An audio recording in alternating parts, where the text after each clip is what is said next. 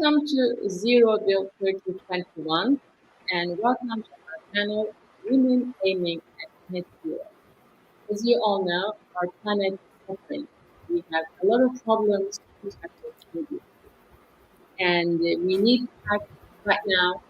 And this conference, this summit, is a call to unite, cooperate, and to join our forces to solve our issues. Our panel is organized by Wired, Women in Renewable Energy, and I will be. My name is Karahasan. I teach Turkey University. I'm a writer and a journalist. Today, we have successfully connected to 4 countries.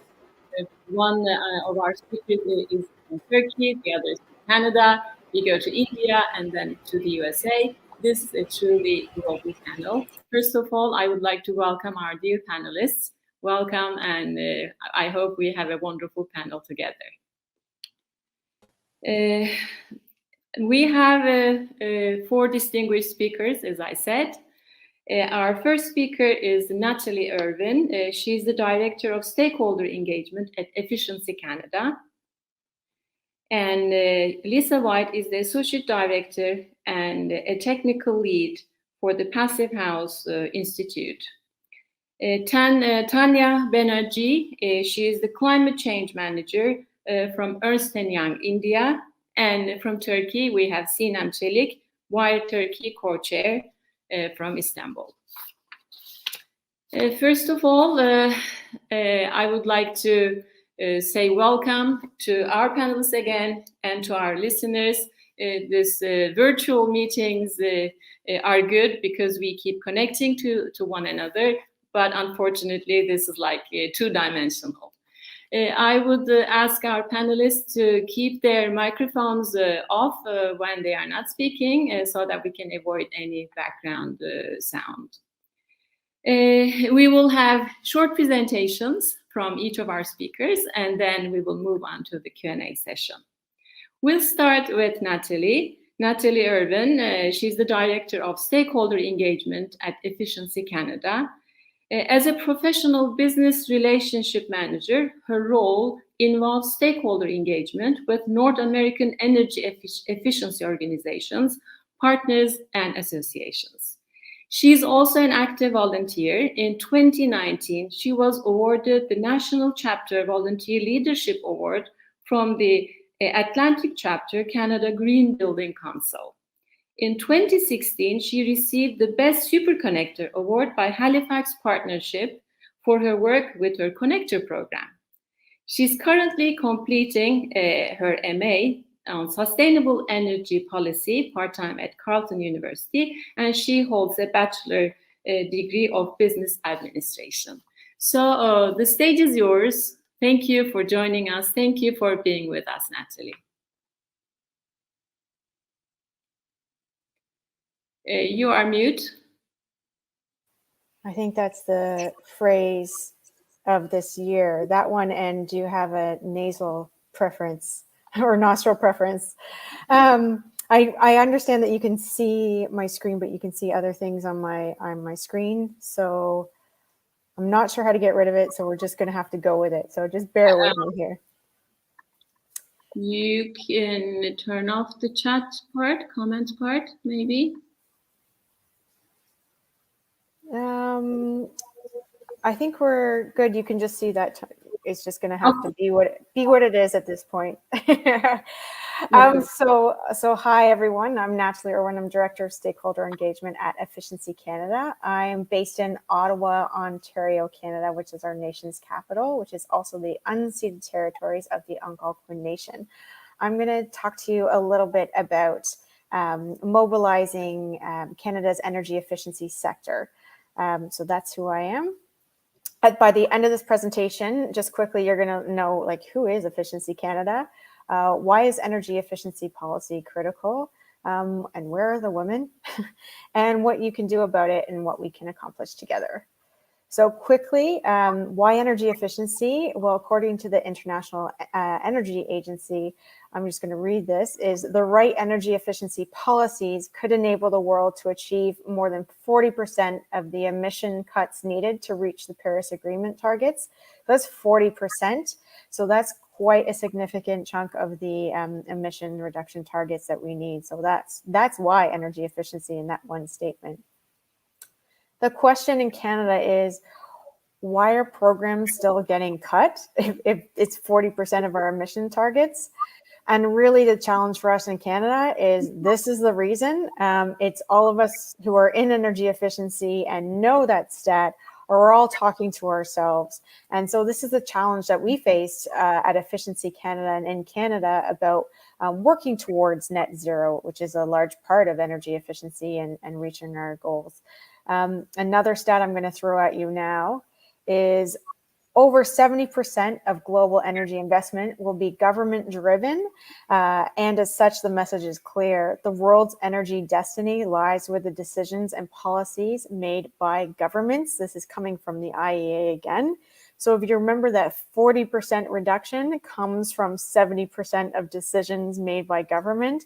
When I read these two, this honestly was my reaction.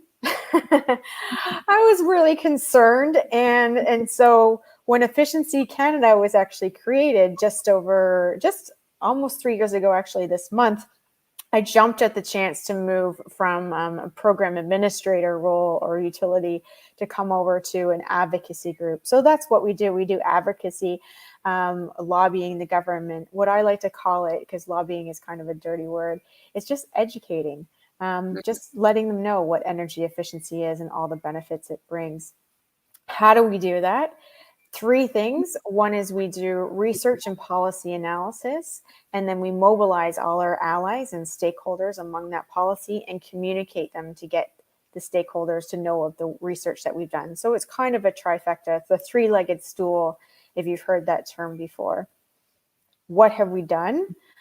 Well, we've done a lot. We've actually been in the media. We've had announcements with our Prime Minister. We've done a lot of work to actually bring awareness to the sector. That was a big challenge for us. And I'm going to go into the challenges of how we overcame that challenge in a second here. A big research that we did is we do a national scorecard, and they do this in the US as well.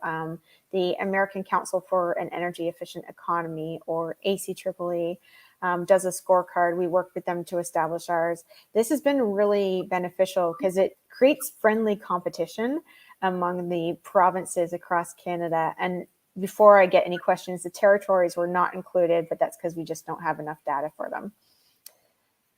And coming back to how we are successful, the reason we're successful again is because a lot of the mobilization efforts, energy efficiency sector is made up of 51,000 in Canada, 51,000 small businesses. And so if you think about it, those small businesses, they're doing HR work, they're doing marketing, they're doing the sales, they're doing the actual job of whatever they do, whether it's insulation, architects, engineers, you name it. So how do we get them? If we say to them, you know, this program's getting cut, they think, what can I do? But our voices, our collective voices are quite loud. How do we get people to become a collective voice? We created this campaign called Our Human Energy because there are 46,000 Canadians working in energy efficiency.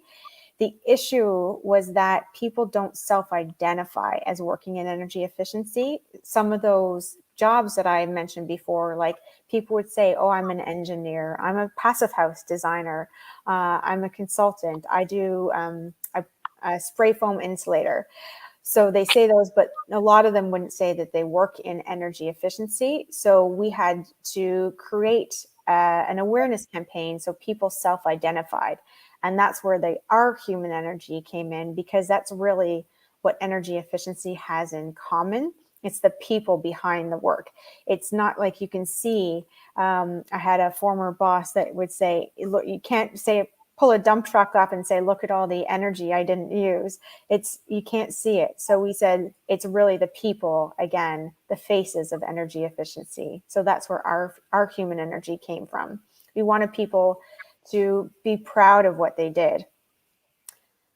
The deeper problem with this is that we realized is that just under 1/5 or 18% of the workers in Canada were reported to be female. So in order to be successful, we really need to increase the female participation in energy efficiency. It's going to take everyone to meet that 40% target. So how do we did that? Well, we're still working on it, for one, but we must make energy efficiency workplaces. And this is actually a quote from me from a blog that I wrote. But we must be inclusive. We have to create the opportunities for women, really to expand the promotion of they do, so that others can see role models. So this encourages more women to join, because they might not think of energy efficiency as a career or even a job that they would even possibly consider. But so we have to show them that other women are doing it, so that they see themselves and think, that's something that I want to do as well. So through our Human Energy campaign, we had at the beginning 12 champions. I think we're up to 36 at this point. Just really showcasing the different jobs. Again, the engineers, the architects, the heat pump installers, the lighting sales force across Canada. And we really showcase the different faces of energy efficiency. We made a concentrated effort to make sure that at least half of those showcased were women. And also that not just women, that we showed Indigenous women, we showed people of color as well. That was really important, and different ages as well, some entry level. It wasn't, it's not going to be successful if you have a campaign that's 12 CEOs across Canada, because people think that's too far from where I am right now as a student, for example, or someone that's mid-level career looking for a change. We really wanted to show the variety, the people that already exist out there. This is Lizzie, who works in New Brunswick. She works on a fantastic campaign called the Gaia Project, educating our youth on energy efficiency. So we wanted to really showcase the different jobs in energy efficiency that appeal to a lot of women that we know based on research. They want good, clean jobs. They want jobs that are helping the environment, making lives more comfortable, jobs that are in their communities. That's a sense of belonging that a lot of women want, that energy efficiency provides. And it's not just jobs in urban areas, it's also jobs in rural areas.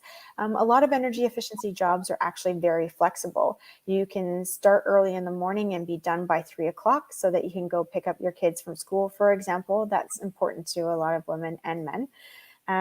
So that's something that we wanted to showcase as well. We did digital media, again, showing the different faces of energy efficiency, really friendlies. We did videos. And again, the message of that could be me is something that we really wanted to portray. We drove a lot of conversations, shaping public conversations around policy. This helps us convince, I guess, the federal government to invest in energy advisors and put specific funding for women. So anything, I think it was $10 million that they invested for organizations that were targeting women as well as BIPOC communities. And so again, I'm just going to end there because I'm close to my 10 minutes, but I just wanted to remind people that really our human energy is energy that includes women, but it also includes Indigenous peoples, peoples with disability, and people with color. And I think that's something that energy efficiency really showcases, and this campaign really highlights, and it's important for us to do if we're going to meet that 40% target. Natalie, what a wonderful presentation from a marketing person's viewpoint. This is a 360-degree campaign, and I really loved it. I would like to show this case in other occasions in Turkey as a role model. When you started saying 70% of the investment is made by governments, I was a bit more pessimistic because, you know, these are big decisions and big corporations. But then you mentioned 51,000 small companies, small enterprises. This is huge.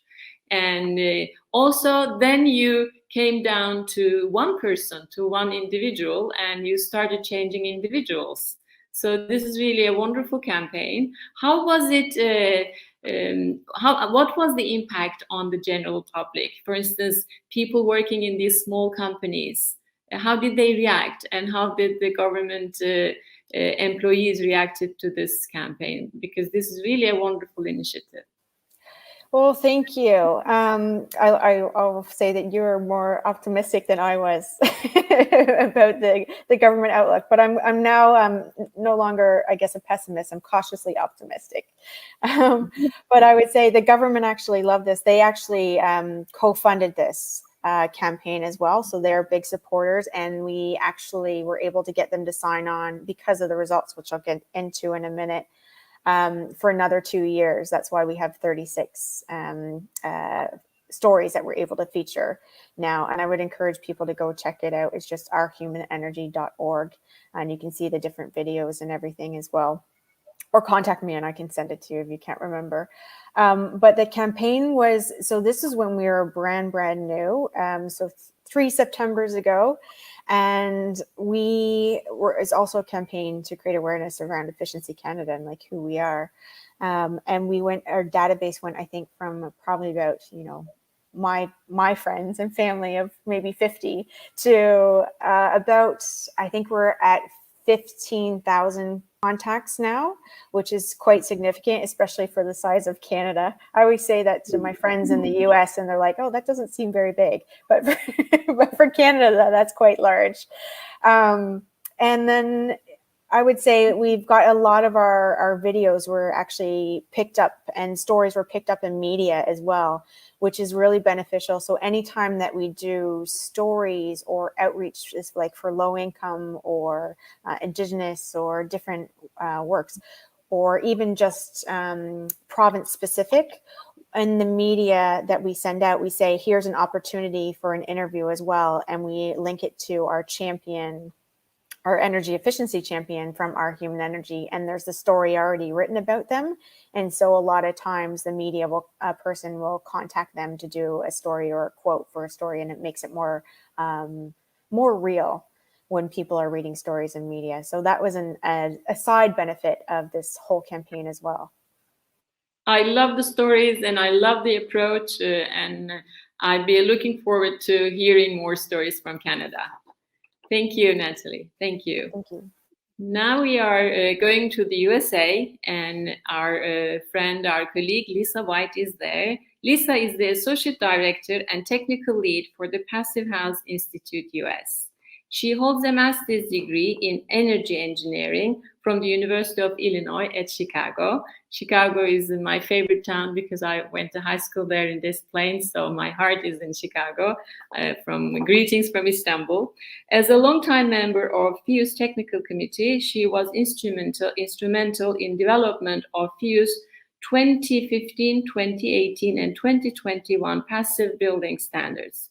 She has provided review on over 300 passive building design across the world, and she has written and co-authored many publications. What a pleasure connecting you, Lisa. Thank you. So the stage is yours. Welcome. Thank you. Thank you for the welcome. And you took a little bit of my intro, so I don't have to go too deep into my background. But yeah, I am Lisa White, the Associate Director at PHIUS. I've been with PHIUS now for almost 10 years, and I'm going to be talking about how at PHIUS we've kind of crafted this path towards zero. And what I mean towards zero is a net zero energy building, but I'll go a little bit further on that and into what kind of the further research we're doing and work we're doing, and show a little bit of the work that I've specifically done at PHIUS at the end here. So if you haven't heard of PHIUS before, starting off with what does PHIUS do? PHIUS also was previously Passive House Institute US. Long name, went down to PHIUS, just the word. So it is rooted in passive building. And we certify people, so professionals that are involved in the building delivery process. So consultants, energy engineers, architects, people designing the buildings, people building the buildings, and people verifying the buildings that are testing them, doing commissioning and things like that. So we certify people. We certify buildings to these performance standard, which is mostly what I'm going to be talking about. And we also certify products or product data that go into buildings. We also have a membership group. We do research, standard setting, and we work on a compliance energy modeling and design tool called USAPassive with the Fraunhofer Institute of Building Physics. So we're kind of all over, but our main mission is to make high-performance passive building mainstream, especially on the path or as a baseline for net zero construction.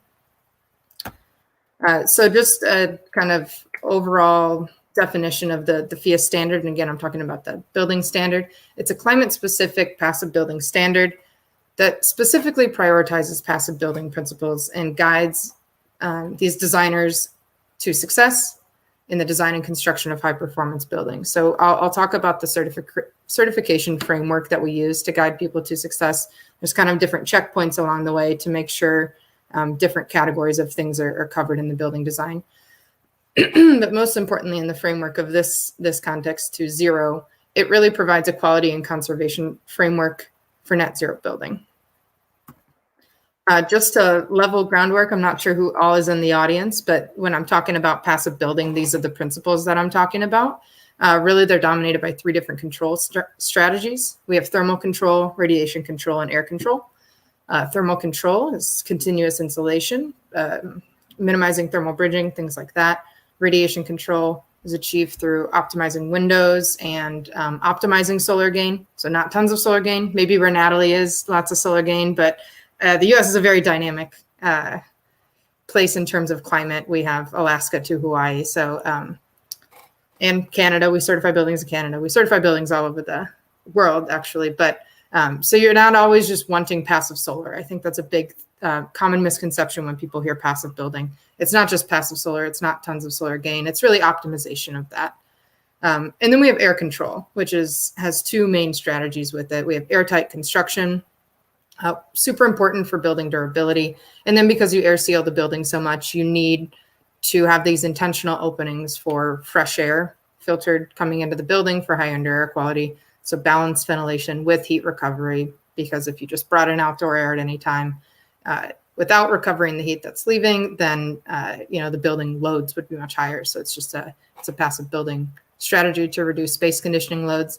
And then kind of the result of all of those results in less complex, minimized space conditioning systems or efficient systems, less distribution needed. It kind of, the sum of the parts is greater than the whole when it all comes together, because then you can reduce system size and complexity. And what we did at PHIUS with these principles is essentially ran an optimization on how far to invest in those. So how far do you go with insulation? How far do you go with window performance? How far do you go with air tightness? So what we did is we looked at lots of different building types and ran these different optimization packages where you'd add, okay, this much insulation here, this much in the roof, this much, all different climates, all different building types. And we optimized for what would save the most amount of energy for the least amount of cost overall. And total cost is a combination of upfront costs for the insulation, for the better windows, whatever it might be, and operational costs. So over time, how do you optimize to save the most energy for the least amount of cost? And we did that for tons and tons of buildings in different climates at all ends of the ranges of climate zones, and then kind of interpolated in between. And what you get from this is project and climate specific cost optimized performance targets telling you this is how far to go with passive building strategies. So you get these demand and load targets for buildings over the course of the year.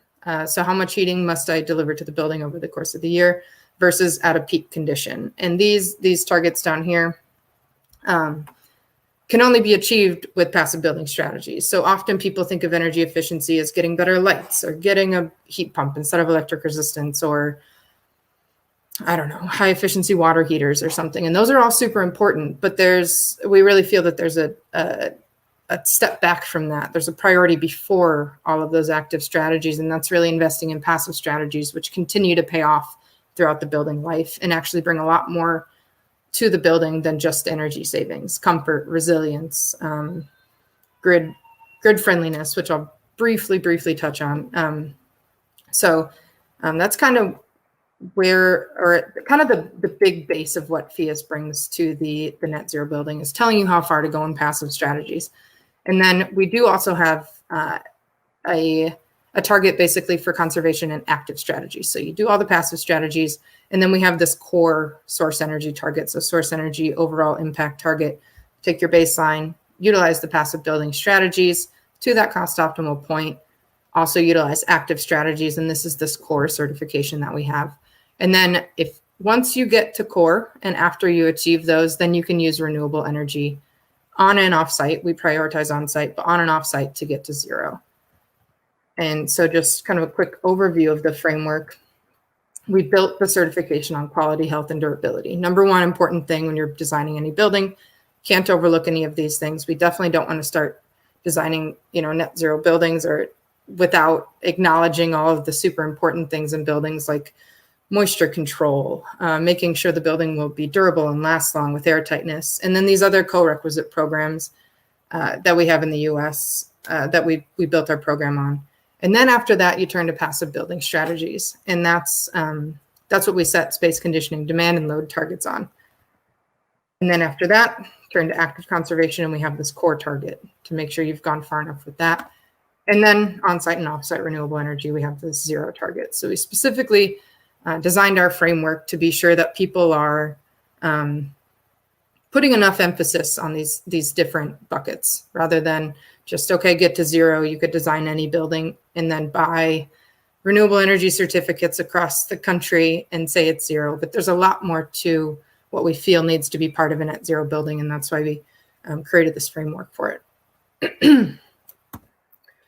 Many of you maybe have heard of the Zero Code, developed by Architecture 2030. And essentially they say, design an energy efficient building, whatever the latest code is, and then address the remaining needs with renewables. And at PHIUS, we agree with this concept, but really we say push further. Go to core with the PHIUS, make sure you're optimizing passive strategies first, and then PHIUS Zero is kind of meeting those needs with zero. And the reason why is there's really a ripple effect of conservation. This is something that I'm pretty interested in trying to move forward with PHIUS, is that we need to really zoom out from the building level. It's not always about saving $1 on energy and paying off over time. There's more to it. It's a system-wide thing. So if we think about the whole system in terms of the grid, especially the renewable energy grid that we are trying to develop, and we will need to implement storage, more transmission, things like that. If we think about how what we're using at the building ripples through that entire system, we'll understand that the conservation up front in the building saves way more down the line than it does just at the building and just penciling, this is my savings, which is how codes are written and things. So I really want to emphasize that the less energy you use, the less renewable energy you need to offset that, the less storage you might make to make that renewable energy useful when you need it, the less transmission you'll need to move that renewable energy around the grid. So it really, really ripples through the system. And I think that's a concept that needs to be integrated more often in energy efficiency programs, or to make investments in conservation more economical. I don't remember what time I started, so I don't know how many minutes in I am, but I have a couple more slides. So one thing I've been trying to, I'm okay.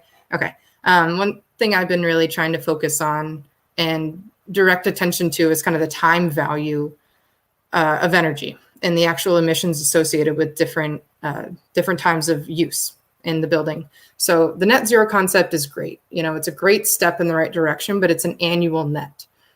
So over the course of the year, I generate as much as I use, and that's really not the end. We need to start to focus and understand the impact of using energy at different times, especially as our electric grids start to change. And we've really looked into how passive buildings can inherently start to align their loads better with renewable energy, shifting loads, shaping loads, load flexibility, and all of that. It's super, super critical because if we just consider every hour equal, we're not actually accounting right for the reason that we're trying to do net zero buildings, which is reducing emissions. For most people, I would say for 99% of people, that is why they're going for zero. So if we actually understand when we're using energy and the impact of that, it kind of brings the picture together. So the opportunity, I think, is not just the PHIUS Zero, but I've really been trying to push for PHIUS Zero and GEB. And if you've not heard of GEB before, it means Grid Interactive Efficient Buildings.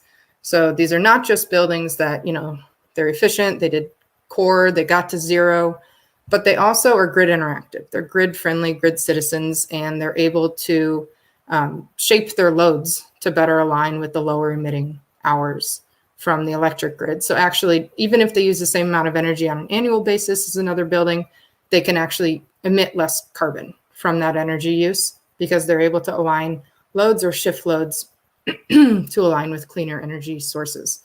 So this is kind of a newer initiative we're working on at PHIUS. I just want to show like a couple fun projects that I was actually able to work on with PHIUS.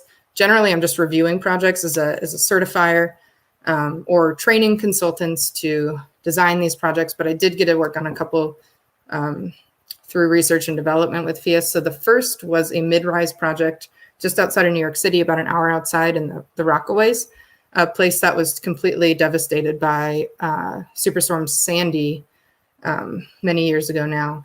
And they were really focused on resilience. So they went with PHIUS certification. They had insulated concrete forms, really great enclosure, and they're coming in measured at about a 25 site UI in inch pound. In kilowatt hours, it's about 80 kilowatt hours per meter squared per year before any renewables. And then they have this on-site renewable energy system on the roof, the on-site PV, that takes about a quarter of their load. And then they also have a black start micro turbine. So if the power goes out, they can actually continue to run the building. And the important thing is you have to reduce the critical load so much in the building, which you can do with passive building, so that that micro turbine is actually able to maintain livable conditions during outages. So pretty neat project, and it actually only came in 1% over what the developer would have built business as usual. So people have learned how to optimize these things. Another one is in Chicago, a 6-flat, the first of its kind in Chicago, the first multifamily. Also have measured data for this one. It's coming in at about a 33 EUI. For site energy, about 105 kilowatt hour per meter squared per year. And this one was unique because it was a monitored data comparison was funded by the utility. So there was an identical 6-flat down the street that met Energy Star, which is kind of like a lower tier performance. Like it's like Energy Star, Zero Energy Ready Home, PHIUS. You kind of build upon those. So we have an identical building that met this lower performance standard. And what the actual monitored data showed between that building and the PHIUS building is that the PHIUS building reduced heating energy use by 65% and overall energy use by 37%. So the Energy Star is still above code. So significant savings in this building with actual measured use. And it was an affordable project. So reducing heating energy use in Chicago is super important for affordable. We need a lot of heating energy, and it leads to really big discrepancy in utility costs month to month. So passive building can also flatten that and make it a little more predictable for the tenant. This was also interesting because they thought about going to zero. And we looked at kind of, pardon the kind of bad graphics here, I'm not an artist, but we looked at going to zero with the code baseline and with the PHIUS compliant. And the cool thing was, we actually had enough space to go to zero in this 3-story when we went to the PHIUS, but there was absolutely no chance if you were just doing a code baseline. So that's another thing. You reduce the loads and you can actually satisfy a lot more of that on site. Okay, last slide here. More recent project is actually one that achieved PHIUS Zero. This is just outside of Chicago, a recreation center. They got a grant from a local agency. Basically about half of it up front to design to zero and half to meet zero. And we're still waiting on kind of finalizing that full year of net zero operation. But again, a recreation center using passive building strategies to reduce load and meet all of its needs on site. I believe that is it.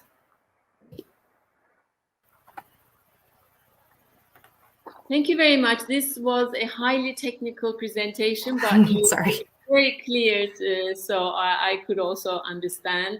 And this is because I'm from a marketing background. This is wonderful because this also gives a lot of hope for the future of our planet.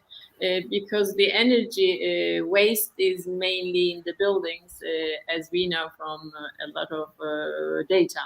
I would like to learn more about the technology part, because this requires data usage and technology usage. Now with the artificial intelligence, this is a different ball game.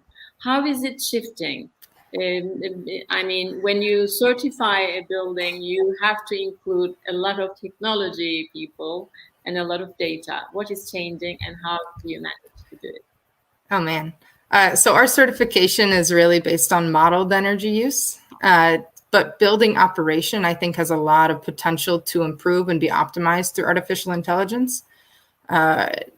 One major thing of that is actually making the building perform as intended. So building automation systems or systems that can learn from the behavior of people in the building for different set points or ventilation rates and things like that. I don't really know. It doesn't like directly impact our certification program, but I think it can directly also impact. I was showing like the time dependent emissions from buildings when buildings use energy. As we start to get more grid interactive efficient buildings, they will need to respond to signals in some way from the electric grid. So whether it's a price signal or a carbon emission signal, to be able to respond with either shedding a load or shifting an energy load. So I think that'll be a big part of it in terms of actually reducing the emissions associated with building operation. Excellent. Thank you very much. Thank you. Yep. Yep, so from the USA, we moved to India. I met with Tania yesterday, Tania Banerjee. She is from Ernst & Young, India. She's the climate change manager. I love that title. I wish more companies would have that title, climate change manager, because it should be one of the top positions. She's the manager with Ernst & Young and has been working with the firm for 7 years on energy, climate change, and environment. She's an architect and urban planner, having graduated from IIT Karahasan, and has professional experience on resource efficiency, energy management, low carbon growth and transformation, and resource efficiency in countries like Turkey, Senegal, India, Bhutan, Nepal, Mauritius, and Bangladesh. She has executed several strategy design assignments for governments and corporations and on decarbonization and solar economy. Wonderful to meet you and wonderful to know you all. So the stage is yours, Tania. Thank you, Fatos. Thank you for the wonderful introduction and wonderful presentations from Lisa and Natalie, really enlightening. But I'd like to start with wishing a very good morning, evening, and afternoon to all panelists, moderator, organizers, and audience who joined us for this event. The topic for today's event is very interesting, and what I feel is gender mainstreaming in the energy sector is perhaps the biggest important need of the hour, and inclusive planning has never been more important than it is now. Aligning with the key theme for Zero Build Turkey 2021, I would be highlighting the importance of policy implementation to decarbonize the building sector. And I'll take up a case of one of my life projects that I had the opportunity of doing in the country of Bhutan. This project on developing the energy efficiency policy for the building sector of Bhutan was initially not conceptualized as inclusive, with gender considerations embedded. But as we started with the scoping of the project, what exactly would be the coverage of the project, it was found that women have a big role to play in decision making for Bhutanese households in terms of appliance use, cook stoves, fuel wood usage. That's on one hand. On the other hand, a very high share of professionals, in fact, are in the energy sector, and they are females. So in the Bhutanese offices, you find a lot of dominance of the female officers and a lot of participation from them on decision making as well. As the project approach was suitably adjusted to make it gender inclusive and shape recommendations that would be well accepted by all and eventually get implemented as well. A lot of times what happens is policies get designed and don't see the light of the day. We wanted to get this implemented. So with that in mind, this sort of a difference in the objective started. And also another big point was that the entire project team was led by women managers, women team leaders, and executed by women on field. So that was also possibly one of the factors which helped in even advocating for equality, or advocating for the fact that this program needed to be inclusive more than ever. So with that small context, I'll just like to sort of share my screen and get the presentation there.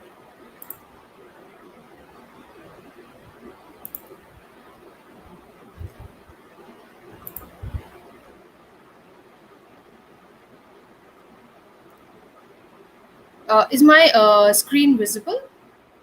Yes, it is. Yes. Okay, thank you. So, role of women in Bhutan's energy and environment transition has been of paramount importance. And if we look at the legislations and regulations of the country as well, there has been a lot of inclusivity already embedded in their journey so far. So, looking at the energy sector, women account for a very high proportion of graduates in fields that are relevant to the energy sector. The Gross National Happiness Framework that applies to the energy sector planning promotes equitable access, allows for new economic opportunities, and household access to clean energy. And one very important point is also legislative commitments to equal opportunities employment, which are already in talks, which are already in the pipeline, apply to the energy sector as well, like hydropower projects and provision of energy services to households. On the environment sector, women, we see that in the country are greatly involved in the community forestry space. And there's also recently government commitment come out that women's participation in disaster management committees at all levels be encouraged, which is a big testimony to the dedication of the government to the country to promote more inclusivity. So with this background, the project had to be opined or considered with certain elements which would be acting as pillars or acting as inclusive components of the program design. So first was on the women as agents for household energy efficiency, followed by the fact that equitable access by women has to be provided to technical maintenance and construction opportunities, which really becomes a negative point in a lot of countries in and around this country as well. Thirdly, awareness generation among women on reduced fuel wood use and improved cook stoves, because women are predominantly the decision makers on both of these, and they could bring a lot of change in terms of what usage of fuel is happening if their awareness is increased. Fourthly, the women's participation in energy-related entrepreneurship and livelihood creation. And while these 4 points were very important, it was also one more pillar that women's participation as professionals and managers in the energy sector be also considered with good importance. Now, shifting back to the concept of how policy plays a very, very important role in decarbonizing the building sector. So before we move into that, looking at the emission split of how building sector influences, 40% of total global energy consumption is given by the buildings and building construction sectors, combining direct and indirect carbon dioxide emissions. And what policy for low emission buildings could do? Firstly, they could offer an ecosystem of incentive and disincentive. So what this will do is this will encourage accelerated participation of stakeholders and eventually bring in a behavior shift, which is possibly the most critical pillar of any program success going forward to run on a sustainable manner as well. This policy also helps set clear targets against which emission performance in the long run and future becomes easier to benchmark with, to monitor, and as well as verify. So while this was established that policy is perhaps one of the most important levers to drive this decarbonization journey in the building sector in the country, or any country for that matter, we started identifying what the main pain points in the country which would need effective policy measures to come in. So essentially, building sector in Bhutan contributes to about 16% of the total electricity consumption in Bhutan, and that's about 88% of the low voltage consumption. In terms of thermal energy consumption, that's about 4% of the total consumption in the country. Now, we all know that Bhutan is a power surplus country, but this country also has to import power during peak months, which is in winter, to meet the domestic demand of the country, because they have a lot of districts which are extremely highly cold districts, and the heating load becomes excessive and the importing of power is then required. Increased domestic electricity consumption is also leading to reduction of electricity exports by 8.7%, which is also in some way hurting the economy as a whole. So to meet all of these, to mitigate all of these, the solution is to identify recommendations that spans across policy, regulatory, strategic measures for the building sector and formulate the overall national energy efficiency and conservation policy. The methodology that was adopted for this study was quite straightforward. So it was a 5-step approach. It started with a detailed diagnostic of what the building sector in that country was like, looking at it in terms of the architectural style, the architectural traditional architecture that is very, very intrinsic to Bhutan, and also the energy performance of certain buildings. So entire diagnostics of the building and construction segment in the country. This was followed by identification of districts and consumers for performing detailed energy audits, and this was based on energy consumption levels. The third step was to conduct these district-wise, phase-wise detailed building energy audits.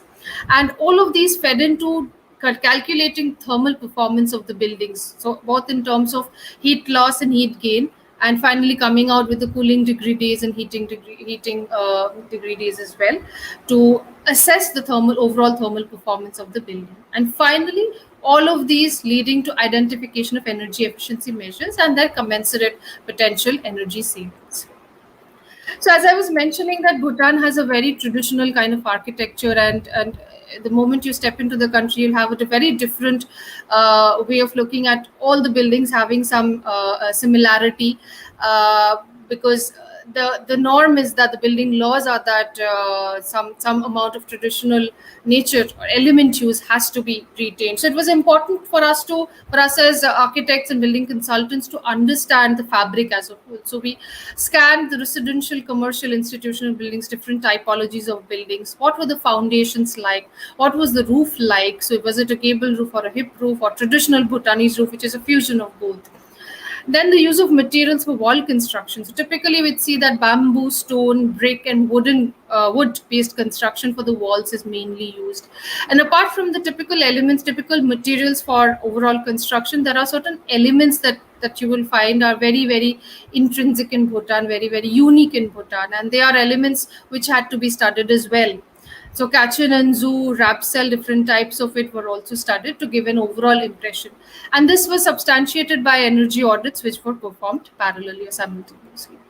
So all of this followed into or fed into the were followed with the climatological assessment of the building stock, wherein a comparison of a north-facing window and a south-facing window were done, particularly in terms of comparing the heater power consumption and the heat gain in a day that's happening. And it was observed that a south-facing window, and this I'm talking about a cold district, so south-facing window had about 25% reduced heater power consumption as opposed to a north-facing one.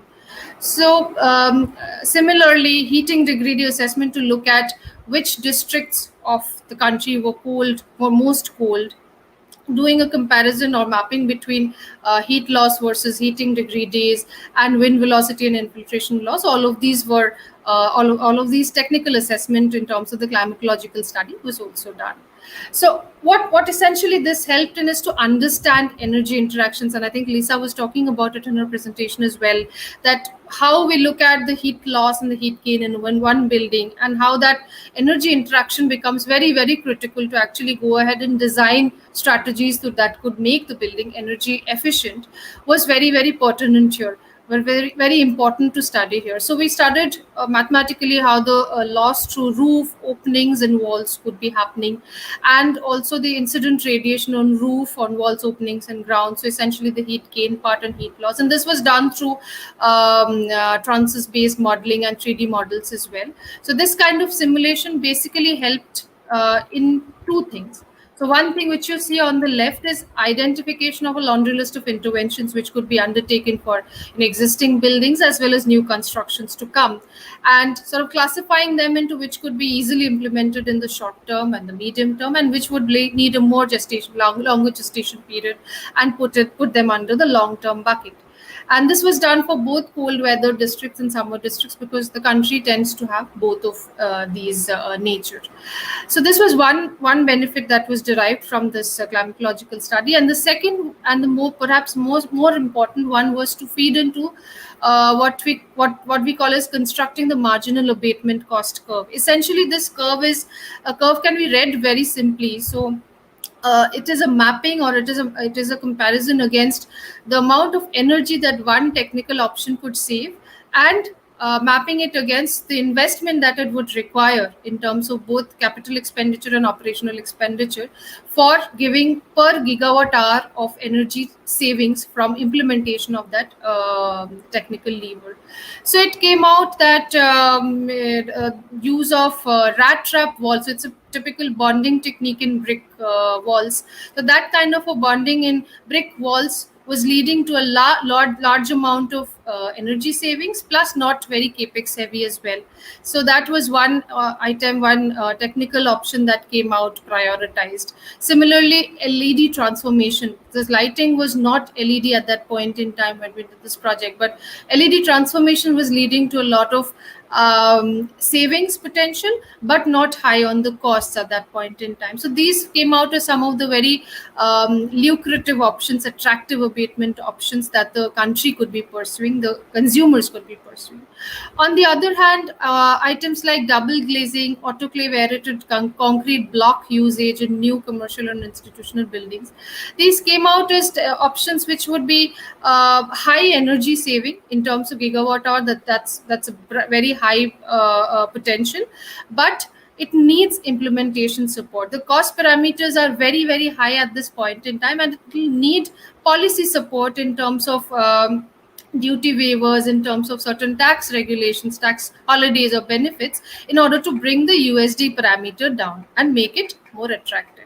So with this assessment, the target setting was the final stage of this policy assessment, policy study. So essentially, the final set of low carbon energy efficiency measures were identified, and the energy saving potential and budget required for implementing all of these in the entire economy, obviously with certain penetration targets, was identified. And that was also categorized, that what could happen in the first 1 year, what could happen beyond that till 60 months, and then in the long term, what could be the potential savings and the money requirement as well, the investment requirement. And all of these fed into the national energy efficiency and conservation policy of the country. Very successfully, this got implemented. It has been formally accepted by the government, by the Gross National Happiness Commission of the country, and it is now being implemented as well. So that was the highlight of the entire project, and the entire effort led to this success story. So I just wanted to share this experience, and with that, I'd like to end my presentation. Thank you very much for your patience. Thank you very much. That was also a very detailed presentation, a very successful case. So I feel very proud as a woman when I hear all these great stories done by women all around the world, because you are role models, and the purpose of our session is also not only talk about the success stories, but also present you as role models. Speaking of role models, I will now move to Sinem Çelik. She's the she's the co-lead for Wild Turkey chapter. She will talk about Turkey and women in the energy sector. Sinem is a power systems expert. She is a senior leader in global project development and management, with aptitude in delivering world-class utility-scale energy solutions. These are her words. She truly believes in a world without borders, strongly drives fairness for everyone, and takes an active part in strengthening global presence and ultimate vision for wire and women working in energy sector. I had a long chat with Sinem. I learned a lot from her, and I'm really hoping that this cooperation between me and her and my newspaper Dünya and our panelists will go on in the future, so that we can really make a difference and attract more women into the sector. So the stage is yours, Sinem. Thank you. Thank you very much. So I would like to greet you, Lisa, Natalie, and Tania, and everyone who is with us. Thank you very much for your presentation. Also, it was super interesting for me as well as a power systems expert. So just let me go on with my presentation and then we start.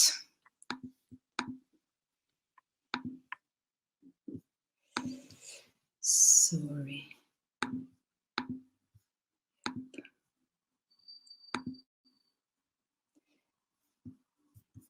So can you see anything? If you can let me know.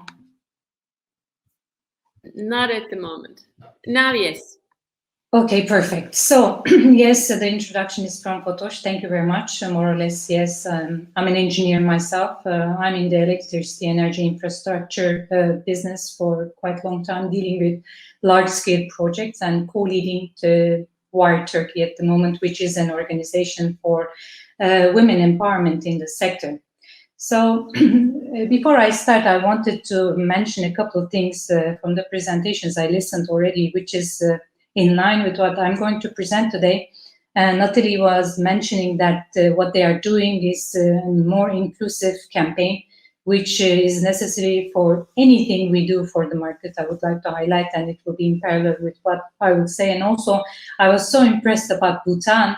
They are way ahead of many developed countries, as I can see, and they are having, or they have already acknowledged the role of women in the sector and how they can take initiatives about decision making, how they can do talent diversification, and they are well educated and they are open to change, and as well as they are entrepreneurs themselves. So this was very impressive for me to hear because the majority is the situation. Majority is quite different.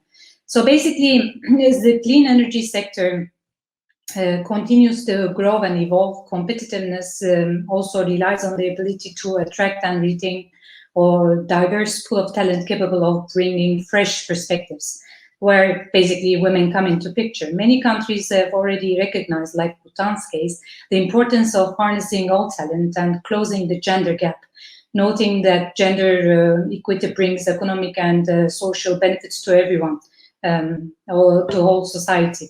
Honestly, energy is a very large topic on its own, so to get data is also quite complex. I'll just today I will try to give you an insight on the status about women in the sector. But I would like to highlight that we are now, or we have started, or we are navigating the movement here. Therefore, consider this as an open platform, and please feel free to share your opinion and experience with us so that we can work together along the way. Research shows that one of the leading predictors of the stability of a country is not the GDP or its resources, but the way their women are treated. So I cannot agree more on this, honestly. However, the energy sector remains one of the largest, one of the least gender diverse sectors, and closing the gender gap will be very much vital, as women are key drivers of innovative and inclusive solutions, like my fellow speakers already mentioned. If we are talking about a clean energy transition, this will require innovative solutions and business models to be adopted, and greater participation from a diverse talent pool, like in the case of Bhutan. Honestly, currently there is limited knowledge about how to make the sector more gender equal, and available data is not this segregated already. But we have started to see some reports on female employees in recent years only. Despite making up the, let's say, half of the global workforce, women only account for 22% of the traditional energy sector.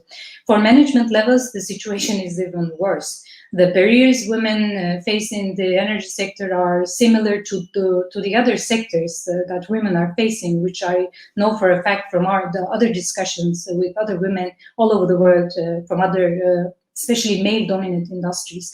However, the challenges of the energy sector are more pressing, since the sector is going through a process of transformation itself. So I could find some data from McKinsey's Energy Resources and Infrastructure report, which is conducted in US. However, somehow it can represent the situation globally. So just like you can see from the graph as well, 1/3 of the entry-level hires in US are women only. So in Turkey, it's roughly like 1/4. Same report indicates more workplace incivility that women overall, and far more than men. And being the only woman in the room is still a common experience, which was the case for me when I first started my career, and lasted for quite a long time. So the numbers here in the graph, you can also see, confirms what might have been pointed for years. Simply, women are underrepresented at every corporate ladder by a wider margin than industries overall, I mean, compared to other industries. And as well, the industry itself loses disproportionate numbers of women in the early stage of the pipeline. So specifically, the first promotion to manager, they are, let's say, leaving the industry. However, the bright spot is that we can see the pipeline is less leaky compared to other industries. But the idea here is that if the women stays long enough in the sector itself, so they have a chance, but still the numbers are lower compared to other industries, honestly. Challenges, of course, start at the beginning of the pipeline. There are less women hires, for sure. Once the women are in the room, the challenges continue. 4 in 10 women said that they have felt pressure to provide more evidence of their competence than others do, and have had their judgments questioned in their area of expertise, which I have also experienced myself. I have been challenged many times in many situations. And finally, climbing the corporate ladder can involve a level of politics that some women find off-putting. I mean, it's too much politics, or they expect you to act in situations not consistent with their purpose or, let's say, ideology. So according to World Economic Forum Global Gender Gap 2017 report, although compared to other industries, energy sector is one of the sectors with the highest rate of female employees, although the female leadership ratio is quite low. And IRENA agency's 2019 Gender Perspective report also indicates that 32% of the world's renewable energy workers are women. This is higher than the traditional energy sector, which is like around 22% female employees. However, this should not mislead us. The thing is, this number, I mean, the employment is not with the STEM jobs. I mean, it's around 28% for STEM and 45% for administrative jobs. And moreover, it is said that there is no promising improvement in the energy sector, unlike other sectors. On top of all the employment-related issues, women also experience a glass ceiling within industry, resulting in limited opportunities and upward mobility, as well as lack of inclusive corporate cultures that do not provide them a flexible work arrangement, promote like equal uptake of care responsibilities, or equal training or mentorship opportunities. This is a fact. And the inequality also shows itself in the perception of the role, benefits coming along with, and the earnings. Men, for instance, by huge number think there is pay equity, although women think the opposite. Of course, if they sit in the boards, this is the result we can see. So I already highlighted that women in senior roles are better represented, and specifically in the utilities sector. So excluding the utilities for other energy-related business lines, the representation is quite low, around 12%. And surprisingly, which we would expect the opposite, in the renewable energy is also quite low, a little bit above the coal sector. So this was surprising for me to find out. And we can say that there is a much higher representation at large multinational enterprises, many of whom have already put in place corporate policies focused on diversity and inclusion. I mean, of course, they are under more scrutiny from their shareholders, so this is a fact as well. And in my opinion, this situation is also need to be studied for Turkey, however, along with the organic growth within the company. So when we talk about Turkey, there is limited data about the industry. So I could get some information from Deloitte's Women in the Energy Sector report dated March 2018. The study was performed with 525 women in the utility distribution network.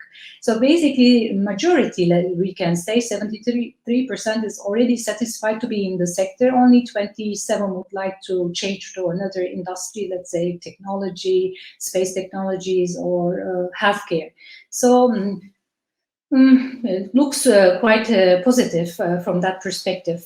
Majority of the women, also 67%, they have desire to be a senior manager, and a few of them, they target mid-level management, and unfortunately, 19% only have some entrepreneurship targets, which I really find the situation not so promising, which we need women entrepreneurs as well. Almost half of the women see potential in their career goals in the sector. However, one of the most important reasons for wanting to leave the industry is that there are few opportunities for advancement, which is also supported by the figures about promotion levels, we can say. So we know what's the problem, we can say, and the challenges are there, and I can really talk about it forever. So if we summarize, like perception of gender roles, of course, how we are raised up, culture, social norms, these are very important factors. Education and training, how much education women are exposed also during the employment, entry to the sector versus progression, like the numbers are already speaking itself. Participation of women in the sector, also to be an active part in the discussions, career progression and management, and employment and workplace regulations and policies, which is like demotivating women to stay in. And also you can see other factors impacting their decision.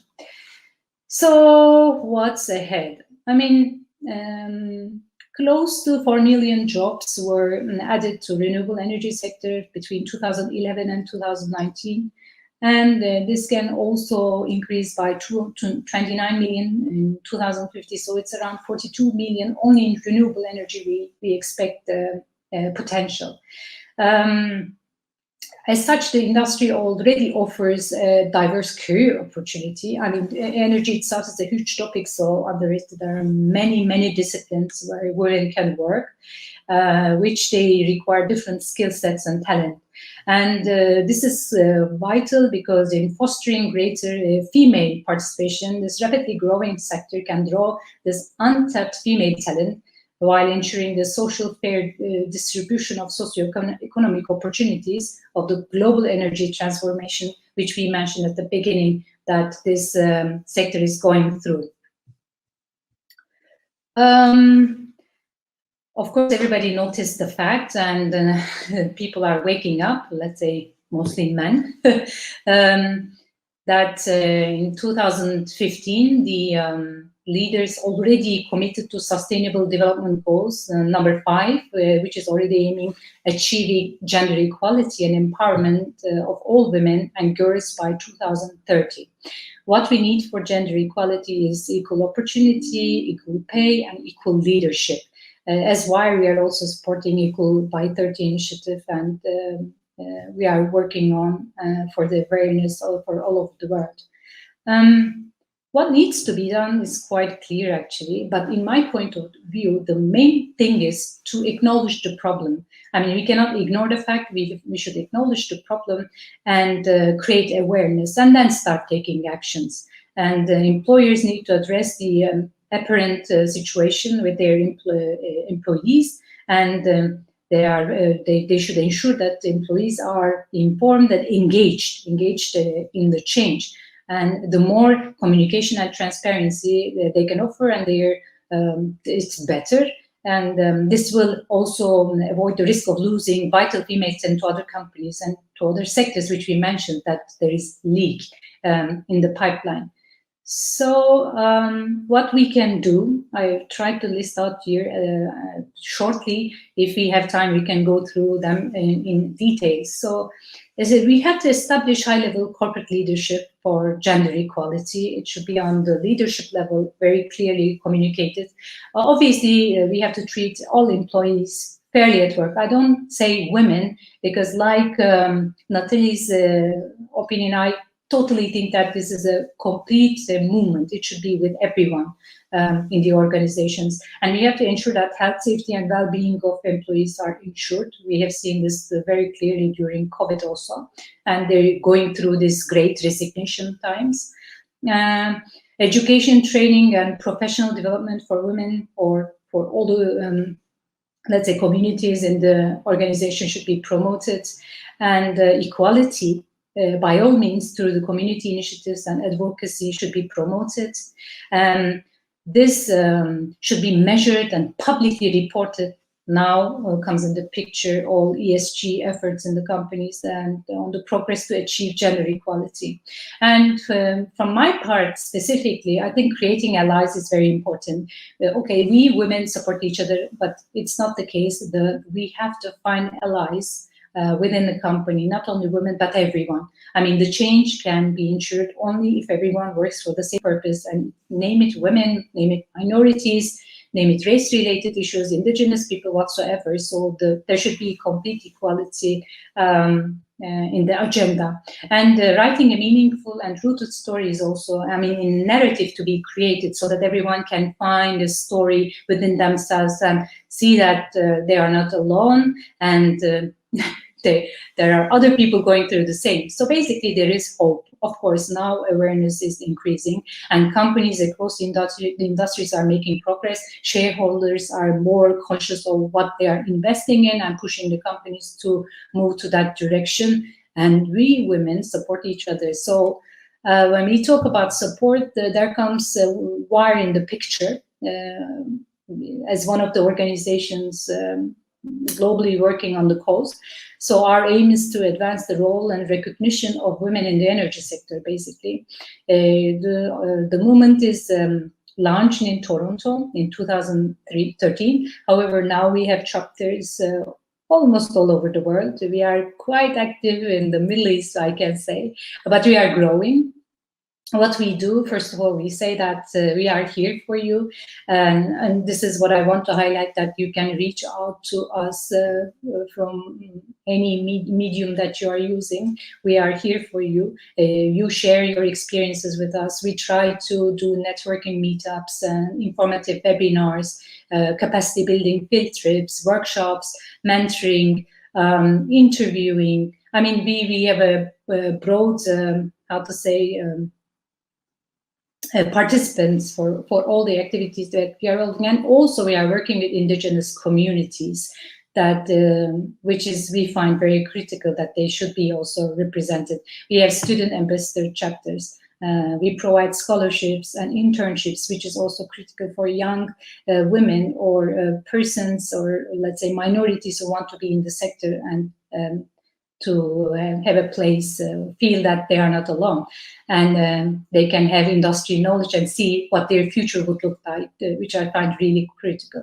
So basically, this is as quick as possible I would make it. So if you have any questions, any suggestions, any ideas, please feel free to reach out to us, and I would be happy to create or provide more detailed information on about women and how we can work together.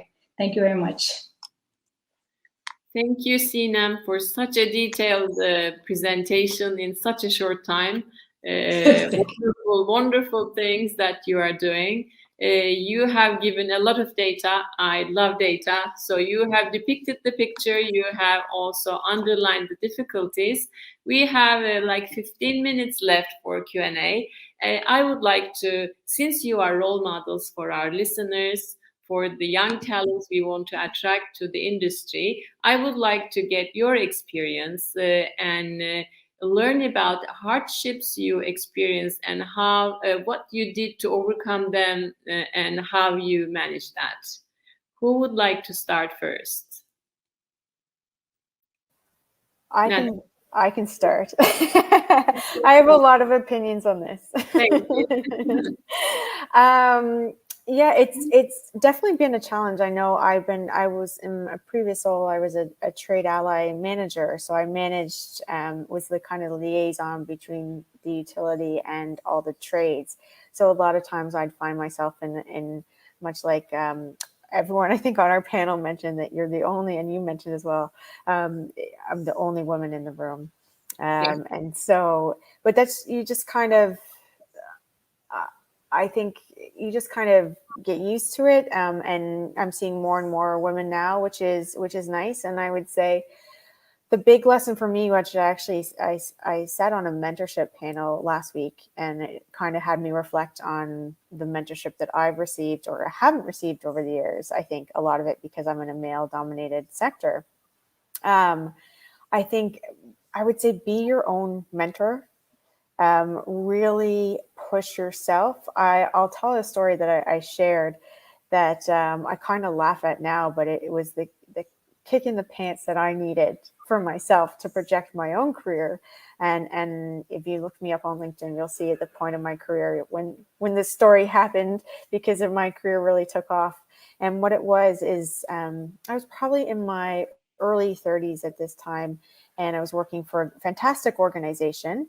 And there was this one, I say male, one man that was walking around, and he was in his young 20s, and he was very vocal about how, you know, he thought he should be a manager at this point in his career. He was probably 25. And I'm sitting there, I think it was 32 at the time, thinking, I'm not a manager yet. What is he like? Who is this guy at 25 thinking he should be a manager? Walking around I can't believe he has like the gall to walk around being very vocal about it. And then I stopped and thought, Natalie, who are you to say that he does or doesn't? Like, who cares? Like, you should be saying it. Why aren't you saying it?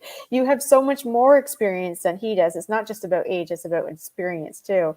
Why aren't you saying it? Why aren't you saying I should be manager now? Why aren't you asking to be manager? Why aren't you applying for jobs? Why are you waiting to be asked? And so that's really the point in my career where I said, okay, I'm gonna do this. And I kind of read more about it as well.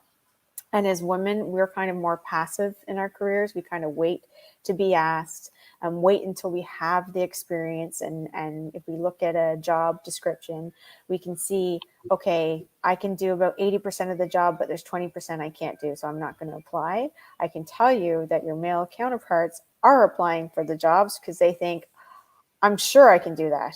So I'm going to apply. I can do 80% of the job. So they definitely want me.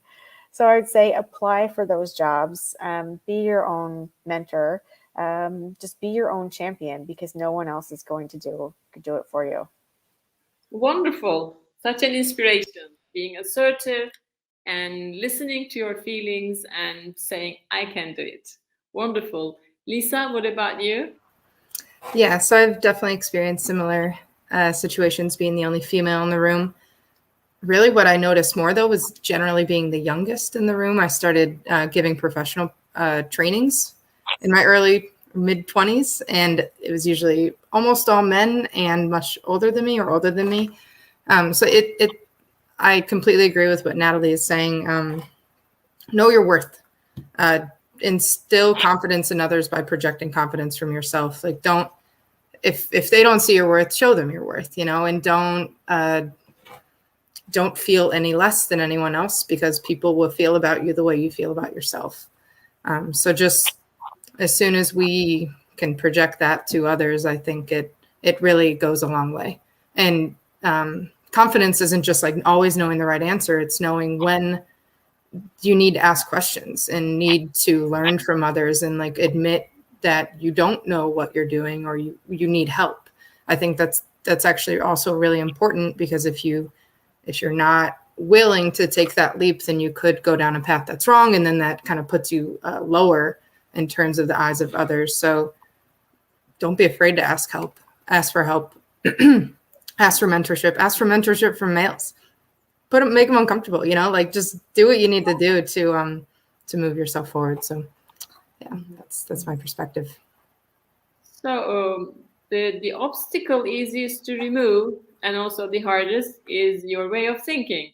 So when you shift your way of thinking, there's a door to be opened.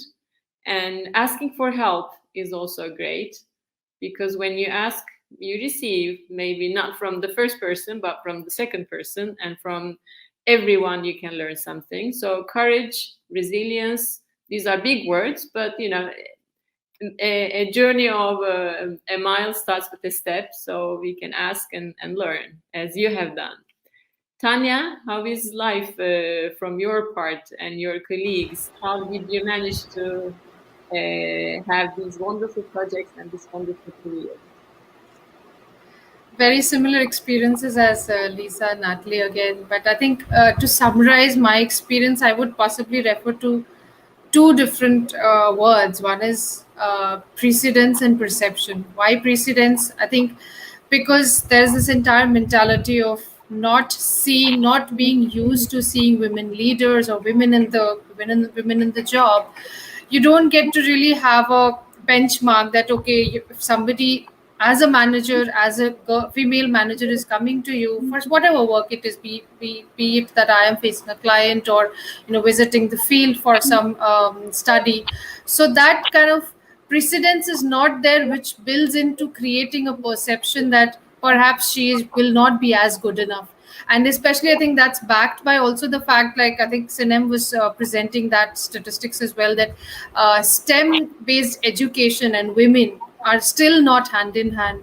We're still behind in terms of that proportion. I think 28% was the proportion which she was talking about, that it's a very, very small share of women being actually in STEM education. And the moment that is not increasing up, you will not even be able to change the perception of people. So I think these two things have really made a lot of created a lot of challenges in my way.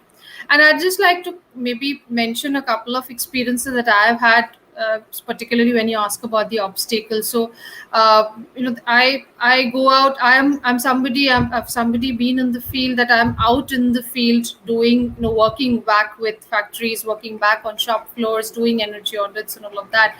And while I've done this in excellent countries like Bhutan, fantastic experience, but there are also certain regions, and including my own country as well. So there have been experiences where, for example, you'll not find all of the infrastructure that you need basically to even have a one-day, job, for example. So if I'm visiting a factory for doing certain energy audit, for example, they would possibly not, they did not have restrooms for women.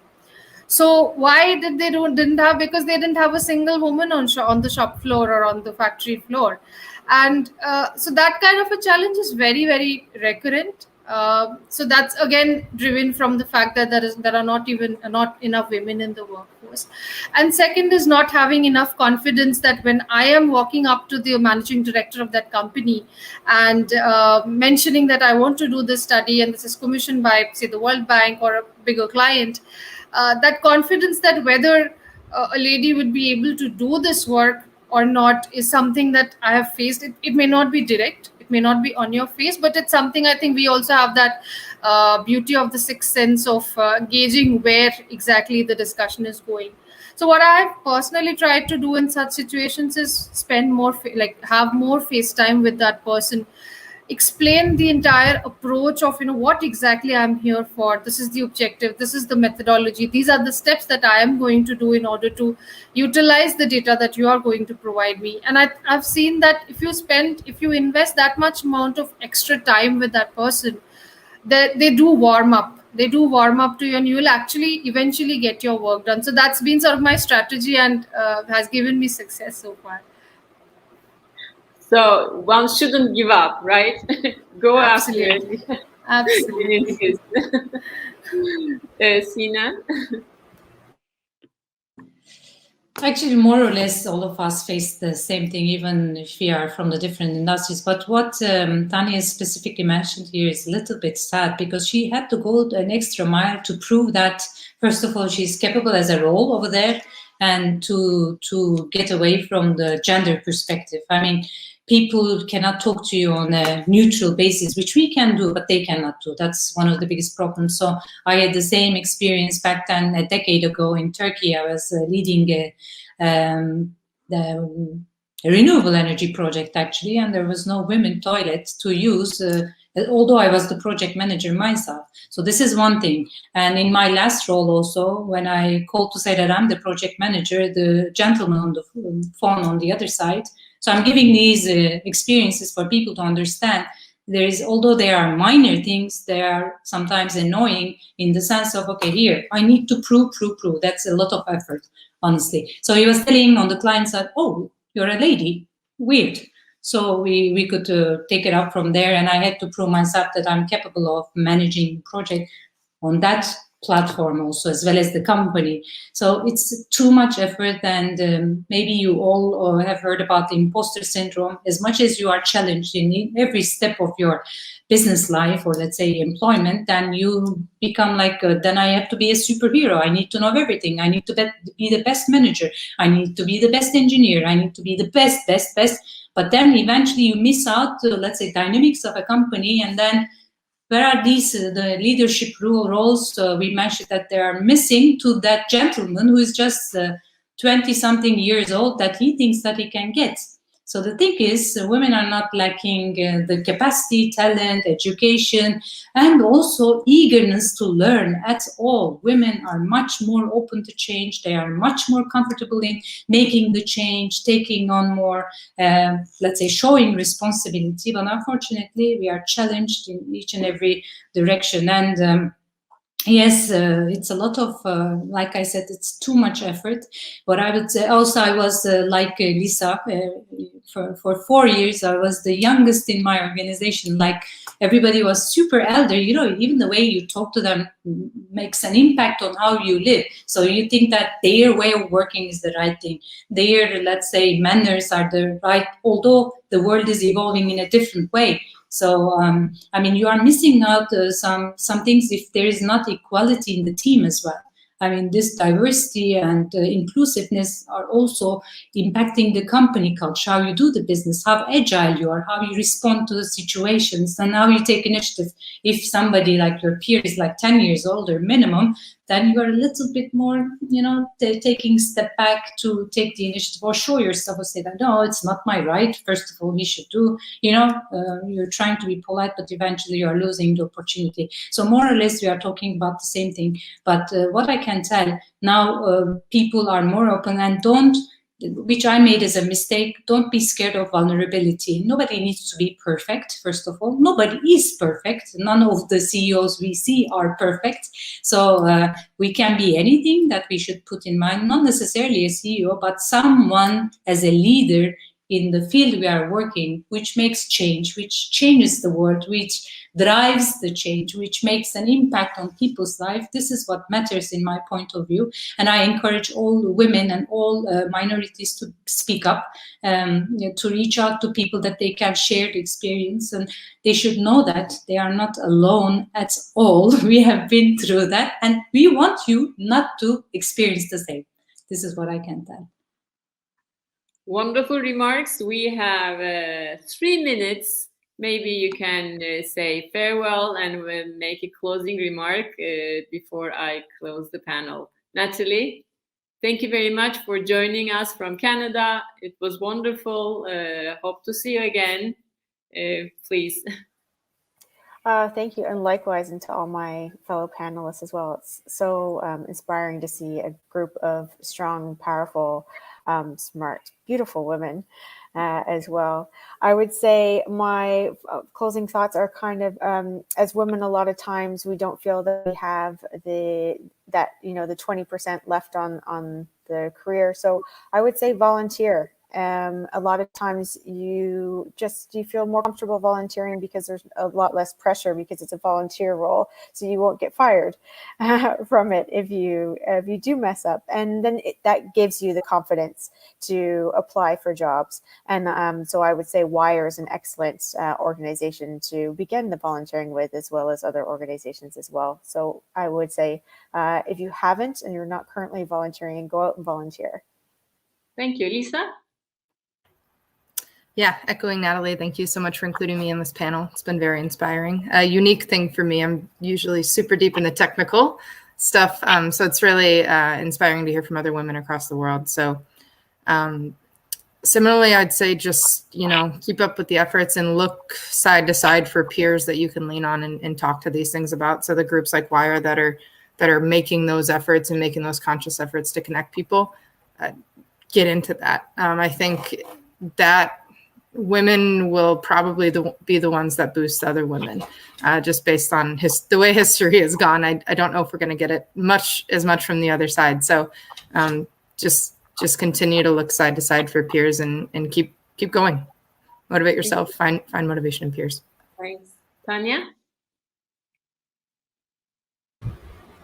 I'd really like to thank all of you for making this discussion really, really great, and it's so inspiring. I really feel very proud to be part of this panel and be able to share my experiences. I think one last message perhaps that I would probably like to leave with is that if we are aiming for higher management or upper management roles, I think it's important that we individually, and especially because as women we need to do this, that we find sponsors in the organization who can voice our case at the board, who have come with the mentality of offering equal opportunities for all, and there are men like that around. So I think it's also up to us to find the right person who can vouch for our cases, be it a man or a woman, and basically be a good human being. And I think it's possible. I'm very optimistic about it. Thank you. The last minute goes to WIRE, so please make a call to action, Sinem. We will invite young talents, so please you close the session. Thank you for your moderation, Fatos. It was a pleasure for me. I'm also honored to be here, and we are so happy to host the session because we again showed that there are talented and expert women all around the world. So we are a lot, and we should continue also doing our work. We should not get intimidated about anything which comes along the way. Any obstacle can be taken down, no problem. And allyship is very important within the company, within the boards, or like volunteering or such organizations like WIRE. Reach out to us, or any organization you feel comfortable with, and we work together. Bring your ideas, because there are a lot of things to do. There is a mile to go, and we need new ideas, perceptions, or the way the handling should also be diverse. So we are open and waiting for you anytime. So we thank you. I thank our panelists and organizations, and to our listeners. We really would like to see more talent in the industry. As our panelists said, please trust yourselves, trust the system, trust your organization, trust your mentors, and take action. Have a nice evening to people in Istanbul, maybe morning in Canada and the US. I don't know what time it is at the moment, Tania. Have a great day. Thank you very much. Bye-bye. Thank you. Bye-bye.